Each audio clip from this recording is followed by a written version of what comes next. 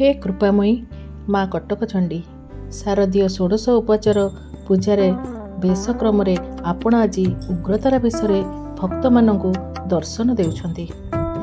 ଚତୁର୍ଭୁଜାରେ ପଦ୍ମ, ଖଡ୍ଗ, ପାନପତ୍ର ଓ କଇଁଚି ଧାରଣ କରି ଭକ୍ତମାନଙ୍କ ସକଳ ଦୁଃଖକୁ ଦୂର କରୁଛନ୍ତି।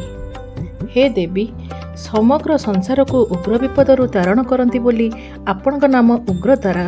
ପୁନଶ୍ଚ ସ୍ୱଭାବରେ ଆପଣ ଉଗ୍ର ଓ ତାମସିକ ଗୁଣଯୁକ୍ତ ହୋଇଥିବାରୁ ଆପଣଙ୍କ ନାମ ଉଗ୍ରତାରା ହୋଇଥାଏ। ହେ କୃପାମୟୀ ମା, ଆପଣ ସାକ୍ଷାତ୍ ମହାକାଳୀଙ୍କ ସ୍ୱରୂପ ଓ ହୟଗ୍ରୀବ ନାମକ ଦୈତ୍ୟର ସଂହାରକାରିଣୀ। ହେ ଦେବୀ, ଆପଣ ହେଉଛନ୍ତି ସାକ୍ଷାତ୍ ମୋକ୍ଷଦାତ୍ରୀ ତଥା ଭକ୍ତଙ୍କ ସମସ୍ତ ପ୍ରକାର ଘୋର ସଙ୍କଟରୁ ମୁକ୍ତି ପ୍ରଦାନ କରନ୍ତି।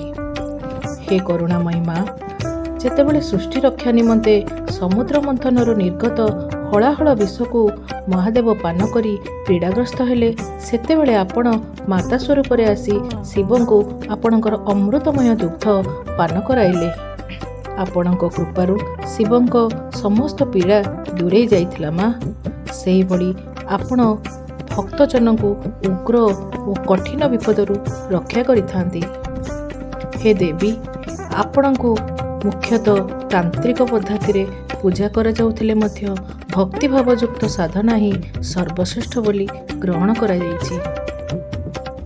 ହେ ଦେବୀ, ଆପଣ ମୁଖ୍ୟତଃ ତିନୋଟି ସ୍ୱରୂପରେ ପୂଜା ପାଆନ୍ତି: ଉଗ୍ରତାରା, ନୀଳ ସରସ୍ୱତୀ ଓ ଏକଜଟା। ହେ ଦେବୀ, ଆପଣଙ୍କ ଦର୍ଶନ ମାତ୍ରକେ ହିଁ ସମସ୍ତ ଭୟ ନାଶ ଯାଏ। ଜନ୍ମମୃତ୍ୟୁର ଚକ୍ରରୁ ଆପଣ ମୁକ୍ତି ପ୍ରଦାନ କରନ୍ତି। ହେ ଦେବୀ, ଆପଣଙ୍କୁ ସର୍ବପ୍ରଥମେ ବଶିଷ୍ଠ ଆରାଧନା କରିଥିଲେ, ତେଣୁ ଆପଣଙ୍କୁ ବଶିଷ୍ଠା ରାଧିତା ବୋଲି କୁହାଯାଏ। ହେ ଦେବୀ, ଆପଣଙ୍କର ଉପାସନା ପଦ୍ଧତି ହେଉଛି ଆଗମ ପଦ୍ଧତି। ଆପଣଙ୍କର ଉପାସନା କରିବା ଦ୍ୱାରା ସାମାନ୍ୟ ବ୍ୟକ୍ତି ମଧ୍ୟ ବୃହସ୍ପତିଙ୍କ ପରି ବିଦ୍ୱାନ ହୋଇପାରନ୍ତି। ହେ ଦେବୀ, ମହାଦେବଙ୍କ ପରି ଆପଣଙ୍କର ମଧ୍ୟ ଆପଣ ଶୀଘ୍ର ପ୍ରସନ୍ନ ହୋଇ ମନବାଞ୍ଛିତ ଫଳ ପ୍ରଦାନ କରନ୍ତି। କେବଳ ହିନ୍ଦୁ ଧର୍ମ ନୁହେଁ, ବୌଦ୍ଧ ଧର୍ମରେ ମଧ୍ୟ ଆପଣଙ୍କୁ ଶ୍ରେଷ୍ଠ ସ୍ଥାନ ପ୍ରଦାନ କରାଯାଇଛି।